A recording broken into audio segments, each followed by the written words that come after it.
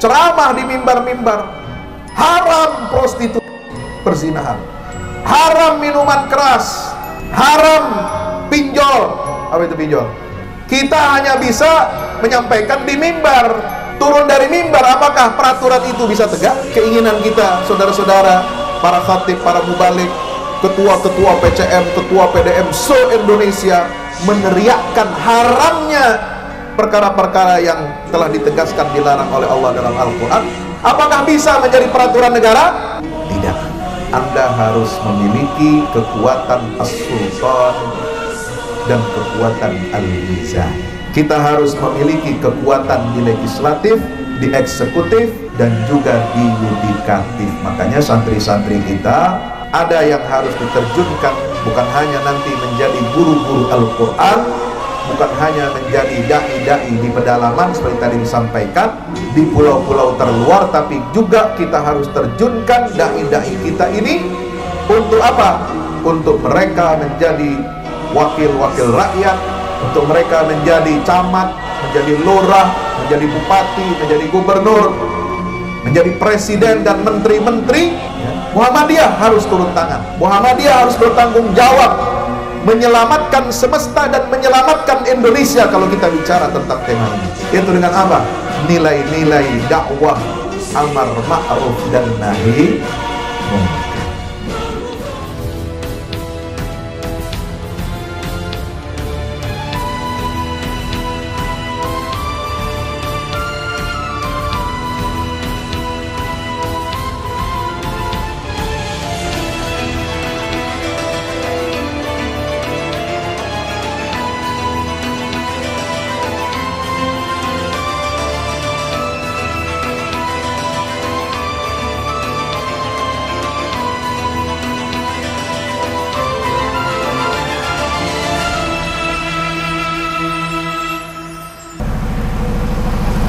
Laqad arsalna rusulana bil bayyinat wa anzalna ma'ahumul kitaba wal mizan wa anzalna ma'ahumul kitaba wal mizan liyaquma an-nasu bil qist wa anzalna al hadida fihi ba'sun syadidun wa manafi'u lin-nas wa liya'lama Allahu man yansuruhu wa rusulahu bil ghaib innallaha qawiyyun aziz.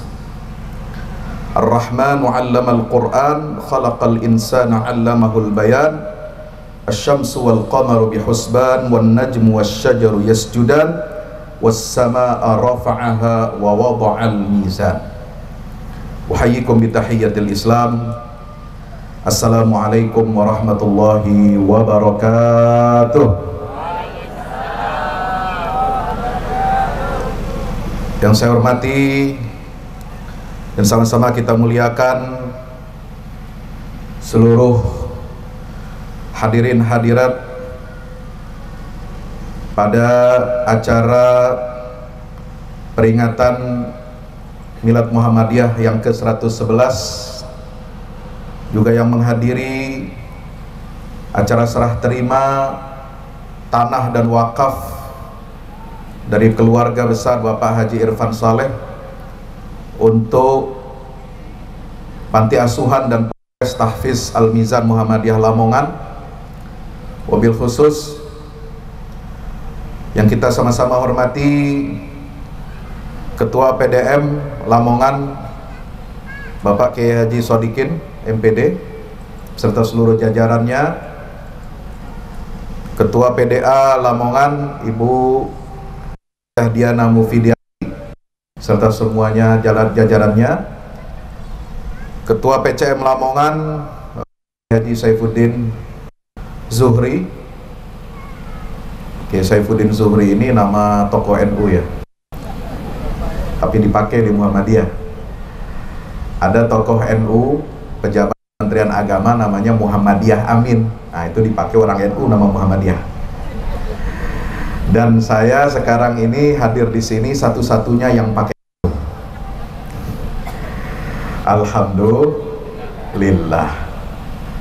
Beserta seluruh jajaran Ketua PCM Lamongan, juga para sesepuh, para pembina Panti Asuhan dan Ponpes Tahfiz Al-Mizan, ada Pak Kiai Hamim Hasan, ada Pak Haji Sukadi, Pak Sutarman, Pak Sumari, kemudian Bapak Hanafi dan seterusnya, yang mohon maaf saya tidak bisa sebutkan nama satu persatu, yang besar tidak disebutkan gelarnya dan yang kecil tidak disebutkan namanya, tapi insya Allah nama Bapak Ibu semuanya akan tercatat di sisi Allah Subhanahu wa Ta'ala sebagai orang-orang yang mulia dan diberkati oleh Allah Ta'ala. Amin ya Rabbal Alamin. Juga terkhusus kepada keluarga besar Bapak Haji Irfan Saleh, pewakif yang mewakaf tanah dan gedung bangunannya yang ada kita saksikan pada siang hari ini. Juga kepada mudir Ponpes Tahfiz Al-Mizan, Ustadz Kiai Haji Mujianto MPDI. Alhamdulillah kita bersyukur kepada Allah Ta'ala yang hari ini kita masih diberikan nikmat kesehatan, hidayah dari Allah.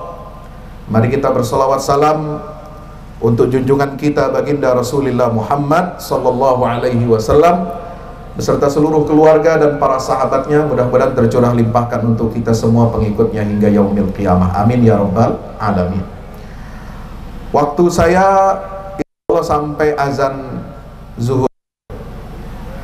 Azan zuhur saya lihat jam 11.23, jadi 23 menit. Tolong catat, tolong ingatkan, mudah-mudahan bisa padat ini.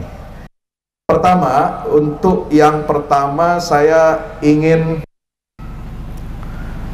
pertama tentang pesantren Al-Mizan. Kita berterima kasih, bersyukur kepada Allah menjadi saksi pada hari ini keluarga besar Bapak Irfan Saleh telah mewakafkan tanah yang luar biasa dengan gedungnya, dengan fasilitas penunjangnya, insya Allah, dan di timbangan pemberat amal soleh beserta keluarga. Kata Al-Mizan di dalam Al-Quran itu terulang 9 kali. Berapa kali? 9 kali. Karena saya bicara tentang lembaga pendidikan di sini, maka saya harus bagi dua, bicara tentang Al-Mizan dan bicara tentang tema Milad Muhammadiyah, yaitu ikhtiar menyelamatkan semesta sebagaimana yang diberikan oleh panitia. Kalau kita lihat di dalam Al-Quran, Al-Wazan itu 2 kali di dalam surah Al-A'raf ayat 8 dan surat Ar-Rahman ayat 9. Ketika mengucapkan atau mengulang kata Al-Mizan yang menjadi nama pondok pesantren ini, itu terulang 9 kali. Yang pertama ada di dalam surah Al-An'am 152, ketika Allah berbicara tentang larangan-larangan, perintah-perintah kepada seluruh orang yang beriman. Satu adalah kewajiban kita untuk menyempurnakan dan tidak mencurangi takaran ataupun timbangan. Fa'auful kaila wal mizan. Yang kedua, dalam 3 ayat rangkaian kisah Nabi Syuaib. Nabi Syuaib ini diutus di tengah-tengah kaum Madian. Risalah yang beliau bawa adalah risalah perbaikan ekonomi dari kecurangan dan kezaliman ekonomi. Maka kalau kita berbicara tentang ikhtiar menyelamatkan semesta, juga seharusnya kita menyelamatkan alam semesta ini dari ketidakadilan dan ketimpangan ekonomi. Itu yang disebut oleh Allah di dalam Al-Quran, surah Al-A'raf ayat 85, kemudian juga di dalam surah Hud ayat 84 dan 85. Yang ketiga, konteks Al-Quran berbicara tentang Al-Mizan atau timbangan itu adalah ketika Al-Quran menyatakan tentang prinsip penegakan hukum, bahwa Allah turunkan Al-Quran ini sebagai pedoman hukum, sekaligus Allah turunkan timbangan sebagai neraca untuk kita menegakkan keadilan. Itulah Allah di dalam surah Asy-Syura ayat 17, "Alladzi anzalal kitaba bil haqqi wal mizan liyaquman wa ma yudrika la'alla as-sa'ata qarib." Dialah Allah yang menurunkan Alkitab itu dengan kebenaran, dan juga Allah yang menurunkan Al-Mizan, ya. Jadi bukan hanya Al-Quran saja sebagai kitab pedoman kita, pedoman untuk menyelenggarakan kehidupan kita, tetapi juga Allah mengatur dunia ini dan alam semesta ini dengan timbangan yang adil, Al-Mizan. Artinya apa? Tidak cukup kita hanya berbicara Al-Quran, mendidik anak-anak kita dengan Al-Quran, keluarga kita dengan Al-Quran, tetapi kita punya kewajiban untuk melahirkan kader-kader yang akan menegakkan aturan-aturan Al-Quran itu dalam kehidupan nyata, diistilahkan dengan Al-Mizan. Karena hanya dengan timbangan Al-Quran kita bisa menegakkan kehidupan di atas muka bumi ini dengan adil dan beradab. Maka sila kedua dalam Pancasila itu adalah kemanusiaan yang adil dan beradab. Apa rahasianya Bapak Ibu? Kenapa para pendiri bangsa kita menyebutkan sila kedua itu adalah dengan istilah kemanusiaan yang adil dan beradab? Karena sejarahnya, historinya, tadi yang disampaikan oleh Pak Ketua PDM, kita punya historical capital atau historical resource bahwa Muhammadiyah ini ikut mendirikan bangsa. Muhammadiyah ini bahkan salah satu anggotanya, ulamanya, ikut merumuskan Piagam Jakarta yang itu adalah cikal bakal daripada Pancasila yang kita kenal.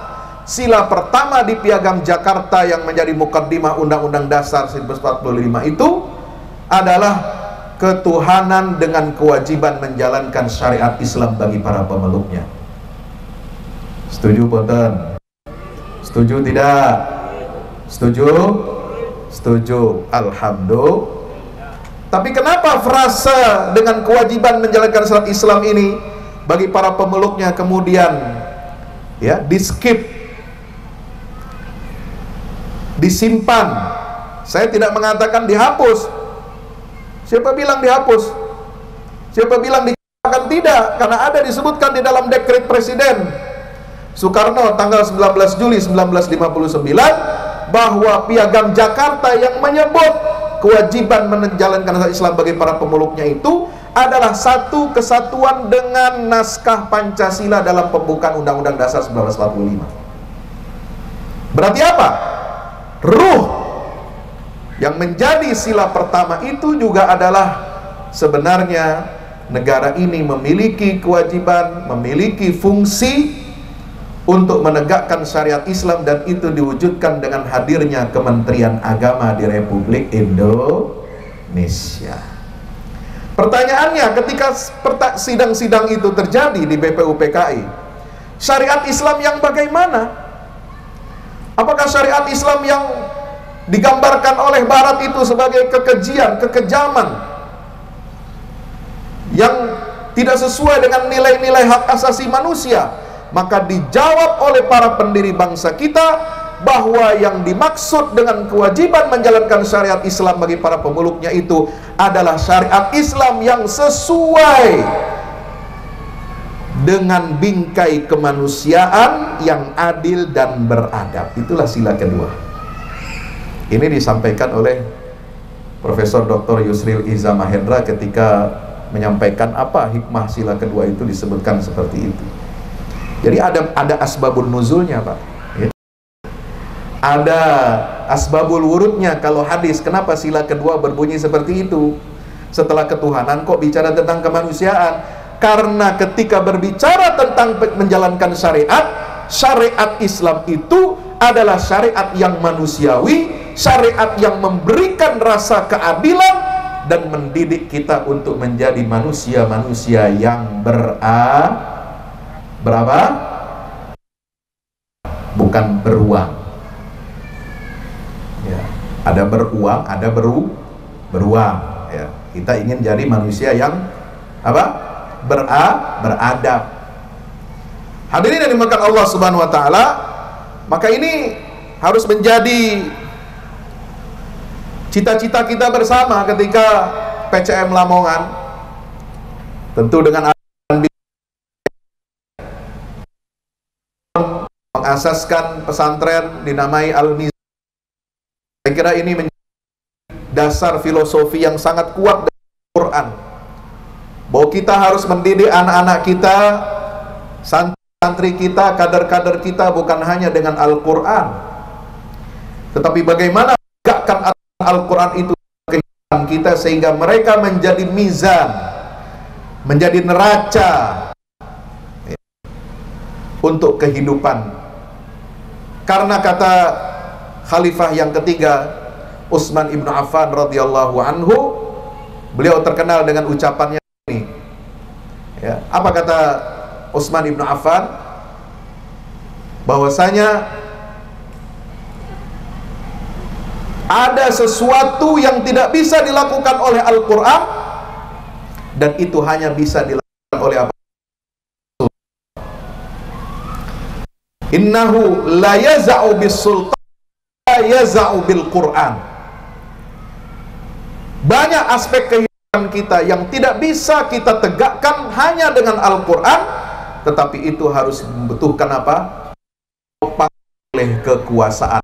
Al-Mizan itu adalah gambaran dari as-sultan atau penguasa itu sendiri.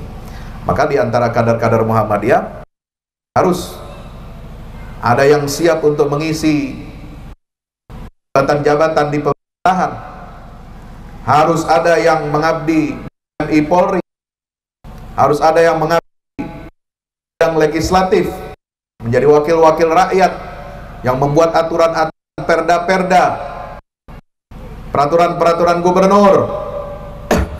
Tanda tangan gubernur tidak cukup kalau tidak didukung oleh anggota dewan berdasarkan persetujuan DPRD maupun DPRD 2, termasuk juga presiden. Keputusan presiden tidak akan mulus kalau tidak didukung oleh keputusan politik di DPR. Kiai Hamim, Kiai Mujianto, Kiai Sodikin mungkin ceramah di mimbar-mimbar, haram prostitusi, perzinahan, haram minuman keras, haram pinjol. Apa itu pinjol? Haram perdagangan manusia. Sekarang manusia didagangin juga ya, bukan cuma barang-barang ya, apa namanya, baju, celana dan sebagainya. Manusia juga diperdagangkan. Kita hanya bisa menyampaikan di mimbar. Turun dari mimbar, apakah peraturan itu bisa tegak? Keinginan kita, saudara-saudara, para khatib, para mubalik, ketua-ketua PCM, ketua PDM se-Indonesia meneriakkan haramnya perkara-perkara yang telah ditegaskan dilarang oleh Allah dalam Al-Quran. Apakah bisa menjadi peraturan negara? Tidak. Anda harus memiliki kekuatan as-sultan dan kekuatan al-mizan. Kita harus memiliki kekuatan di legislatif, di eksekutif, dan juga di yudikatif. Makanya santri-santri kita ada yang harus diterjunkan, bukan hanya nanti menjadi guru-guru Al-Quran, bukan hanya menjadi da'i-da'i di pedalaman seperti tadi disampaikan, di pulau-pulau terluar, tapi juga kita harus terjunkan da'i-da'i kita ini untuk apa? Untuk mereka menjadi wakil-wakil rakyat, untuk mereka menjadi camat, menjadi lurah, menjadi bupati, menjadi gubernur, menjadi presiden dan menteri-menteri. Ya. Muhammadiyah harus turun tangan. Muhammadiyah harus bertanggung jawab menyelamatkan semesta dan menyelamatkan Indonesia kalau kita bicara tentang tema ini. Yaitu dengan apa? Nilai-nilai dakwah amar ma'ruf dan nahi mungkar. Nilai-nilai khaira ummah yang disebutkan oleh Allah di dalam Al-Quran, surah Ali Imran ayat 104 dan surah Ali Imran ayat 110.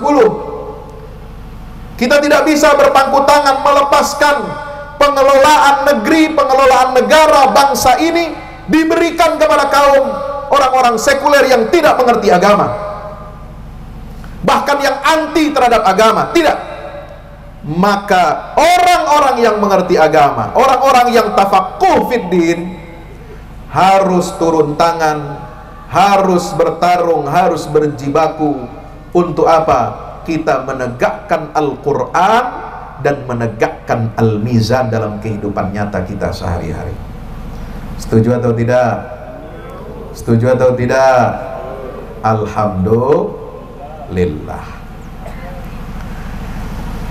Konteks berikutnya adalah ketika Allah Subhanahu wa Ta'ala menyampaikan tentang terminologi Al-Mizan, itu adalah untuk mengatur alam semesta dan dunia ini, seperti yang ada di dalam surah Ar-Rahman yang tadi dibacakan oleh adik-adik kita, santri tahfiz, dan yang tadi saya bacakan, was-samaa'a rafa'aha wa wada'al mizan.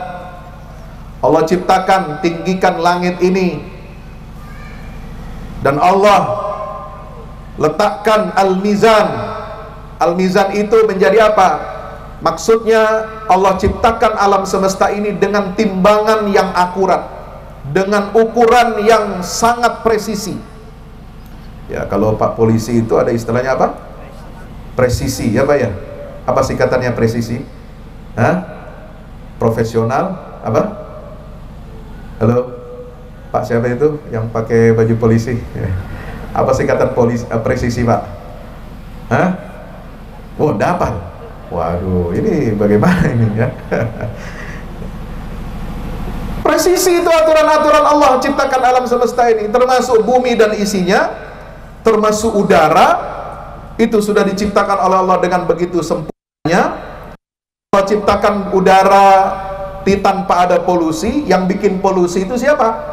Manusia dengan aktivitasnya yang berlebihan. Allah ciptakan bumi ini dimakmurkan dengan tangan-tangan kita untuk apa? Mencukupi seluruh kebutuhan hidup kita, sandang, pangan, dan papan, tidak akan kekurangan. Tetapi yang membuat manusia itu kelaparan, membuat manusia itu menjadi miskin secara terstruktur, membuat manusia ini kekurangan sumber daya, itu adalah akibat kezaliman-kezaliman yang dilakukan oleh umat manusia, terutama kezaliman ketika aturan-aturan untuk berbangsa dan bernegara itu tidak ditegakkan dengan sebaik-baiknya, sesuai dengan Al-Mizan dan sesuai dengan Al-Quran. Nah, yang terakhir konsep Al-Mizan itu disebutkan oleh Allah Ta'ala dalam surah Al-Hadid tadi yang saya baca. Surah Al-Hadid ayat berapa Bapak Ibu? Ayat 25. Allah mengatakan, sungguh kami telah mengutus rasul-rasul kami dengan mukjizat-mukjizat, tanda-tanda yang nyata. Wa anzalna ma'ahumul kitab, dan kami turunkan bersama mereka Al-Quran, kitab wahyu pedoman buat umatnya masing-masing. Termasuk umat kita, umat Islam, Allah berikan wahyu Al-Quran kepada Nabi kita Muhammad sallallahu alaihi wasallam. Tidak cukup dengan apa? Mukjizat, tidak cukup dengan Al-Quran. Maka Allah Subhanahu wa Ta'ala mengatakan, wal mizana liyaquman nasu bil qist. Ya, timbangan neraca kekuasaan untuk manusia ini menegakkan hukum dengan adil, supaya pemerataan, supaya distribusi kekayaan negara itu bisa sampai merata kepada seluruh rakyat, supaya rakyat bisa makan, bisa kenyang, bisa tidur, bisa pakaian yang layak. Itu semua perlu neraca-neraca kekuasaan. Itulah fungsi Al-Mizan. Dan Allah juga mengatakan, wa anzalnal hadida fihi ba'sun syadid, dan kami turunkan besi yang di dalamnya terdapat kekuatan yang besar. Untuk apa? Untuk mengamankan risalah dakwah Islam ini. Besi berfungsi untuk apa? Membuat alutsista, persenjataan. Senjata untuk apa? TNI, Polri untuk apa? Untuk mengamankan risalah Al-Mizan dan risalah Al-Quran. Saudara yang dirahmati Allah Ta'ala, maka kita bersyukur kepada Allah. Pada siang hari ini kita menyaksikan ya, perkembangan dari Ponpes Al-Mizan ini, mudah-mudahan sesuai namanya, ya, dapat mendidik dan mengkader calon-calon penerus perjuangan Muhammadiyah, calon-calon penerus perjuangan bangsa, mereka yang memikul amanah berupa Al-Quran, mereka yang memikul amanah untuk menegakkan nilai-nilai Islam, dakwah amar ma'ruf nahi mungkar, juga sekaligus untuk memajukan bangsa dan negara yang kita cintai ini. Nah, ini tugas yang tidak kecil, tugas yang sangat berat. Maka semua pihak harus bahu-membahu, karena kita harus menyiapkan generasi, kita harus menyiapkan penerus perjuangan ini. Tidak boleh berhenti cuma sampai pada diri kita saja ya. Maka itu kita berterima kasih, bersyukur kepada Allah, dan juga berterima kasih kepada pewakif. Mudah-mudahan ini menjadi ladang amal saleh beliau dengan keluarga besarnya dalam rangka mendukung perjuangan menegakkan agama Allah, dalam rangka mendukung syiar-syiar tersebarnya nilai-nilai Al-Quran, dalam rangka kita mencetak kader-kader yang akan menjadi penegak risalah Islam berkemajuan, menjadi penegak amanah konstitusi kita untuk mencerdaskan kehidupan bangsa. Insya Allah setiap langkah, setiap ucapan, setiap ayat-ayat yang dibaca oleh para santri kita, anak-anak kita, setiap hadis yang mereka baca, mereka pelajari, setiap rakaat yang mereka tunaikan sholat di tempat ini, insya Allah itu semua pahalanya akan juga diberikan, dialirkan kepada orang yang berwakaf di jalan Allah Subhanahu wa ta'ala. Dan itulah harta yang bakal kita bawa. Saya nggak sepakat kalau ada ustadz mubalik yang bilang, zuhudlah kalian di dunia, jangan jadi orang kaya karena harta tidak dibawa mati. Saya nggak setuju itu. Kenapa? Harta bisa dibawa mati, tapi harta yang berupa amal soleh. Harta bisa kita bawa mati, di mana harta itu kita wakafkan untuk perjuangan agama Allah. Apa yang kita infakkan, apa yang kita zakatkan, apa yang kita wakafkan untuk kepentingan kemaslahatan Islam dan kaum muslimin, maka itulah harta yang kita bawa mati. Insya Allah. Jadi jangan kita terbolak-balik memahami masalah teologi harta ini dalam Al-Quran ya.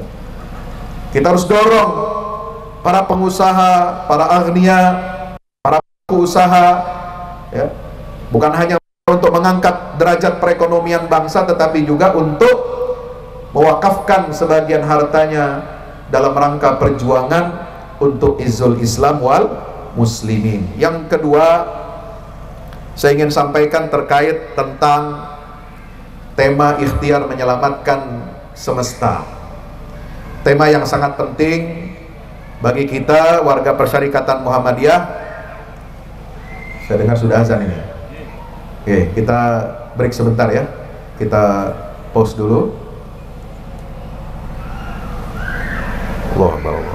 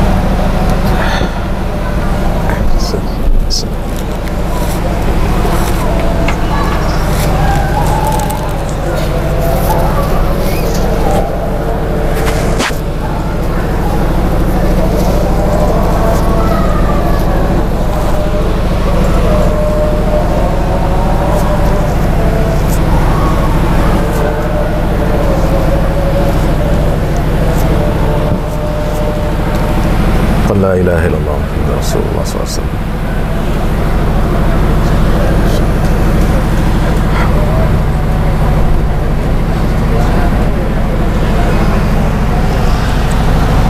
Alhamdulillah. Kita lanjutkan sebentar, kurang lebih 10 menit ya. Boleh tambah 10 menit? Boleh, asal tidak tambah setengah jam. Bapak Ibu dan rahmati Allah Ta'ala, berkaitan dengan tema ikhtiar menyelamatkan semesta ini adalah tema tentang bagaimana Muhammadiyah memiliki risalah tanggung jawab. Untuk apa? Untuk litukhrijan nas minaz zulumat ilan nur. Kita mengentaskan, mengeluarkan umat manusia ini dari kegelapan kepada cahaya. Karena tugas mulia dakwah itu bukan hanya untuk menyelamatkan diri kita supaya kita tidak masuk neraka, tapi tugas dakwah lebih besar daripada itu adalah menyelamatkan kondisi umat manusia ini dari berbagai macam kezaliman, berbagai macam kegelapan ekonomi, sosial, politik, budaya, menuju cahaya Islam yang menyelamatkan kita semua. Maka risalah Islam yang berkemajuan itu adalah risalah yang penuh dengan tanggung jawab terhadap semesta. Apa yang sedang kita alami, kita hadapi tantangan pada saat ini Bapak Ibu sebagai warga dunia. Kita menghadapi pemanasan global, global warming. Kita menghadapi masalah tentang ketidakadilan agraria atau kezaliman distribusi tanah untuk rakyat. Ya, ini kita alami. Maka harus kita gali nilai-nilai Al-Quran ini. Kita gali nilai-nilai sunnah Nabi SAW untuk mengatasi masalah-masalah global maupun nasional yang menimpa seluruh umat manusia tanpa terkecuali, termasuk juga di dalamnya adalah umat Islam. Ya. Maka itu harus kita lakukan. Muhammadiyah punya fikih agraria. Ya, sudah mengeluarkan panduan tentang fikih agraria. Bagaimana kita melakukan redistribusi lahan secara adil. Bagaimana agraria ini tidak menjadi masalah yang akan menimbulkan perpecahan dan disintegrasi bangsa. Maka fikih tentang tanah, pembagian lahan, redistribusi lahan ini harus menjadi pegangan kita bersama. Sebagaimana nilai dasar dalam fikih itu, dalam putusan Muhammadiyah adalah pertama, harus berlandaskan tauhid kepada Allah Ta'ala. Karena bumi dengan semua isinya itu adalah ciptaan Allah. Kita ditugaskan untuk dimandatkan oleh Allah untuk mengelola bumi sesuai dengan panduan dari Allah. Itulah nilai tauhid. Sakral bumi kita ini, suci tanah kita ini. Kenapa? Kalau tanah kita diduduki oleh bangsa asing, oleh penjajah, maka kita punya kewajiban untuk membela tanah kita. Karena kita tinggal di sana, karena kita lahir di sana, karena kita berkebudayaan, bekerja, beraktivitas, berproduktivitas di atas tanah yang kita tinggali itu. Maka masalah tanah ini adalah merupakan bagian dari akidah. Walladzi ja'ala lakumul arda dhalulan famshu fi manakibiha wa kulu mir rizqih wa ilaihim nusyur. Ya. Itu ayat luar biasa. Wa min ayati an khalaqakum min turabin thumma idza antum basharun tantashriun. Kita semua diciptakan Allah dari tanah. Ya. Kemudian Allah kembang biakkan manusia ini yang diciptakan dari tanah itu sehingga tersebar lalu untuk membangun peradaban khair ummah di atas muka bumi ini. Maka kita memandang tanah ini sebagai bagian dari akidah tauhid kita kepada Allah Subhanahu wa Ta'ala. Harus ada nilai-nilai akhlak. Yang kedua, harus ada nilai pertimbangan maslahat. Harus ada nilai keadilan. Harus ada nilai kemanusiaan. Dan harus ada nilai musyawarah dalam kita membagikan lahan atau agraria ini kepada rakyat, yang itu adalah dilindungi oleh konstitusi kita. Demikian pula menghadapi pemanasan global. Apa yang menyebabkan terjadinya pemanasan global itu? Karena aktivitas kita. karena perbuatan ifsad, perbuatan rusak di atas muka bumi ini, di mana pangkalnya, akarnya itu adalah kezaliman. Maka ketika Allah mengatakan, ya, dalam surah Ar-Rum, ya Bapak Ibu, para kiai yang dimuliakan Allah, zaharal fasadu fil barri wal bahri bima kasabat aydin nas liyudhiqahum ba'dalladzi amilu la'allahum yarji'un.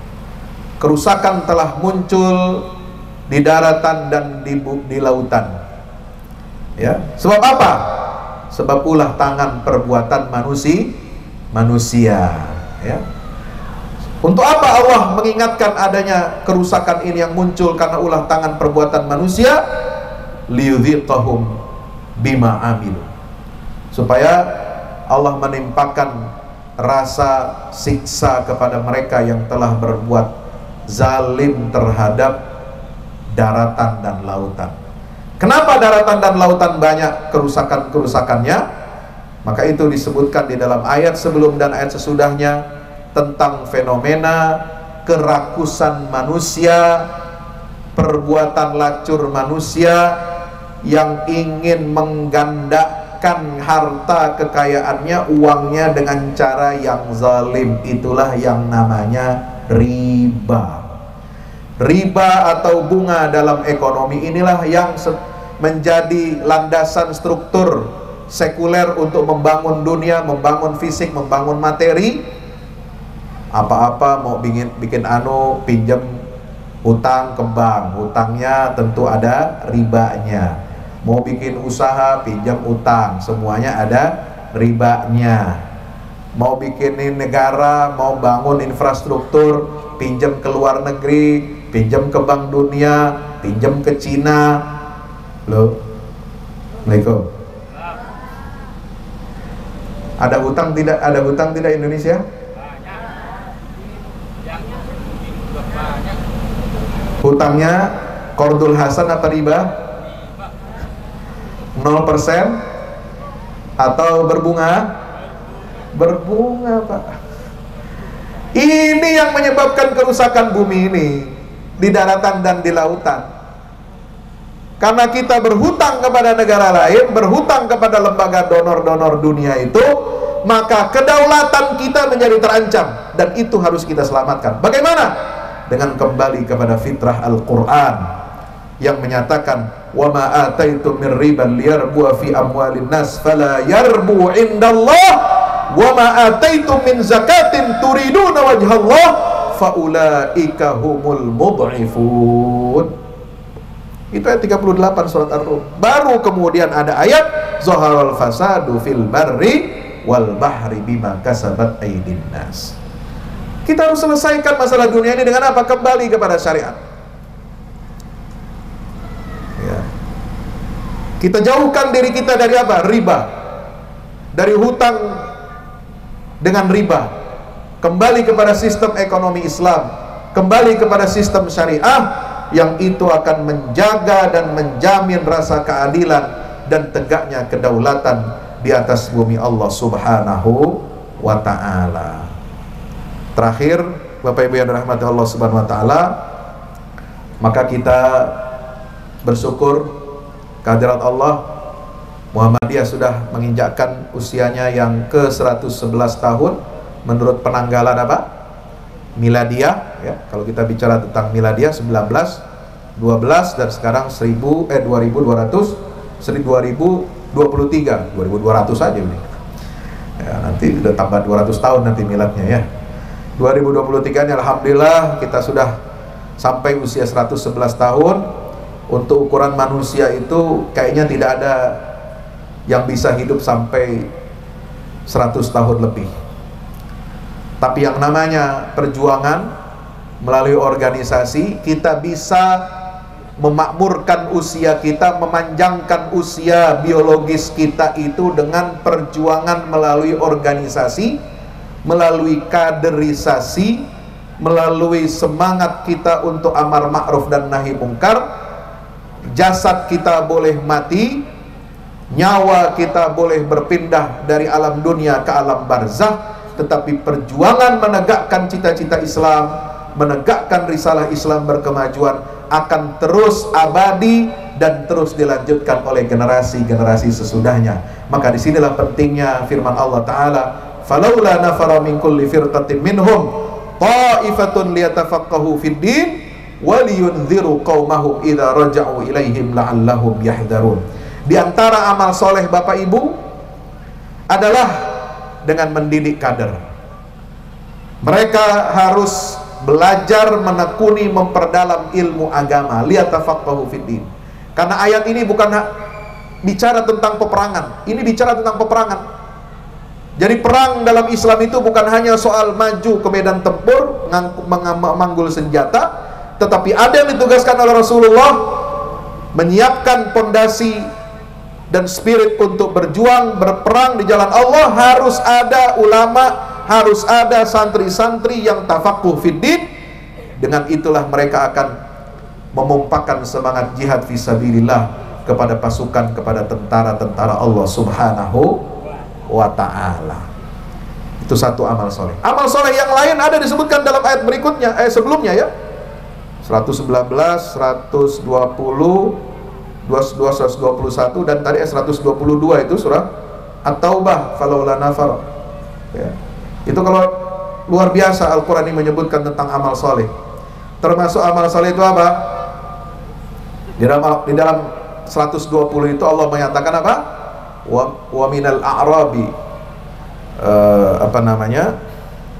ayat yang menyatakan bahwasanya Allah Subhanahu wa ta'ala itu telah menetapkan kepada umat Islam, kalau kalian ingin beramal saleh itu, dzalika bi annahum la yusibuhum zama'un wala nasabun wala makhmasatun fi sabilillah wala yata'una mautian yaghizul kuffar wala yanaluna min aduwin nailan illa kutiba lahum bihi amalun saleh. Amal saleh bukan hanya kita berderma uang, berderma harta, berinfak dan berwakaf dengan harta, tetapi juga amal soleh itu bisa berupa apa? Tidaklah yang menimpa mereka berupa apa?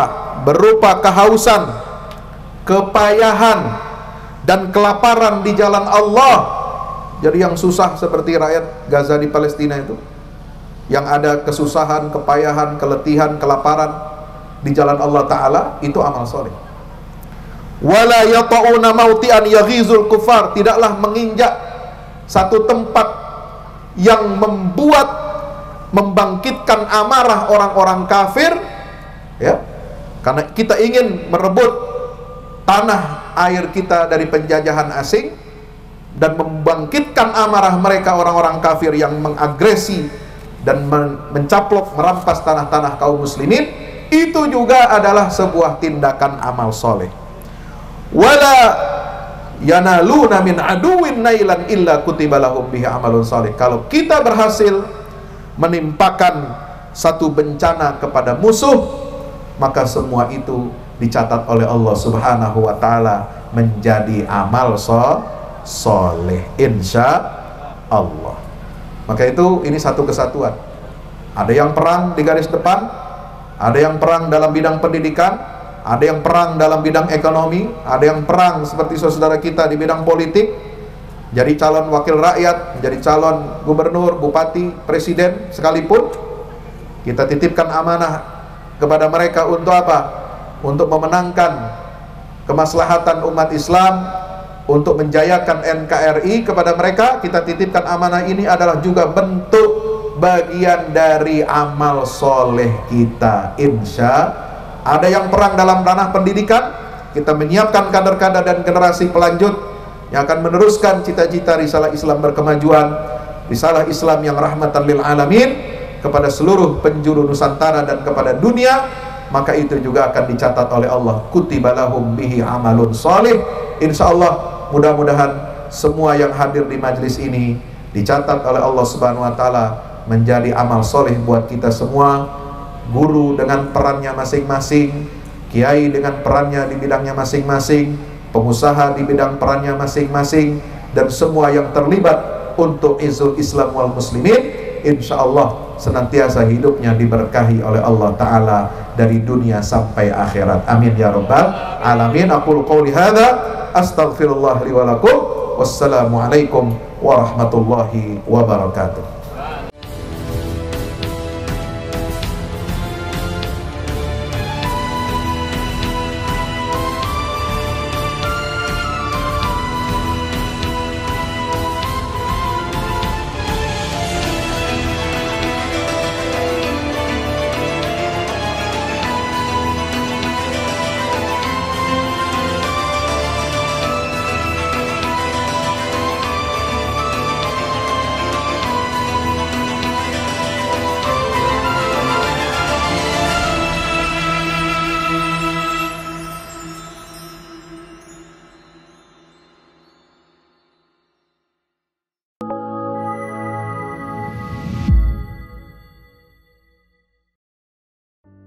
Assalamualaikum warahmatullahi wabarakatuh.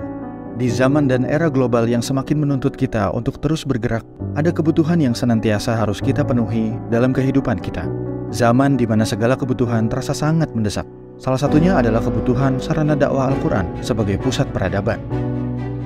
Al-Fahmu Institute hadir demi menjawab kebutuhan akan sarana dakwah Al-Quran di era masa kini. Kami melihat latar belakang yang ada untuk menjawab tuntutan seperti kebutuhan sarana dakwah Al-Quran yang meningkat di ibu kota, kebutuhan akan pusat pembibitan hafiz Al-Quran, kebutuhan pusat pengkajian Al-Quran, kebutuhan akan pusat dakwah kreatif berbasis Al-Quran, kebutuhan sarana media perekat umat Islam, ibu kota dan Indonesia, juga kebutuhan akan adanya sarana pusat kaderisasi guru tahfiz dan mufasir di ibu kota. Yayasan Al-Fahmu International Indonesia sedang membangun gedung pusat dakwah Quran yang berlokasi di Jalan Pengukiran 3, Pekojan, Tambora, Jakarta Barat. Gedung pusat dakwah Quran ini insya Allah akan menjawab tantangan dan kebutuhan akan sarana dakwah Al-Quran yang ada, seperti yang digagas oleh Direktur Al-Fahmu Institute, Kiai Haji Fahmi Salim MA, yaitu tugas peradaban kita semua adalah untuk berperan dalam menerjemahkan cetak biru peradaban, yaitu Al-Quran, dalam dunia nyata. Kami mengajak jamaah semua untuk ikut dalam perdagangan yang tidak merugi ini, sebagaimana yang disampaikan dalam Al-Quran Surat Fatir ayat 29-30, yang artinya, sesungguhnya orang-orang yang selalu membaca kitab Allah dan mendirikan sholat, dan menafkahkan sebahagian dari rezeki yang kami anugerahkan kepada mereka, dengan diam-diam atau terang-terangan, mereka itu mengharapkan perniagaan yang tidak akan merugi, agar Allah menyempurnakan kepada mereka pahala mereka, dan menambah kepada mereka dari karunia-Nya. Sesungguhnya Allah Maha Pengampun lagi Maha Mensyukuri. Gedung Pusat Dakwah Quran Al-Fahmu Institute terdiri dari 4 lantai, di mana di lantai 1 terdapat Masjid Quran Mulia, dan di setiap lantainya insya Allah diperuntukkan demi berlangsungnya tugas mulia dalam perjuangan dakwah Al-Quran.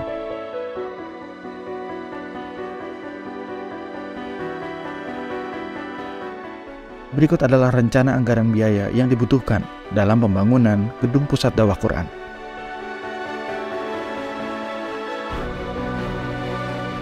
Dalam kesempatan yang mulia ini, kami mengajak jamaah semua untuk ikut dalam gerakan sedekah Lailatul Qadar di setiap malam ganjil di bulan Ramadan.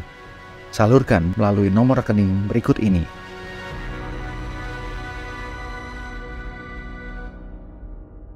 Al-Fahmu Institute, bahagiakan Indonesia dengan dakwah Quran.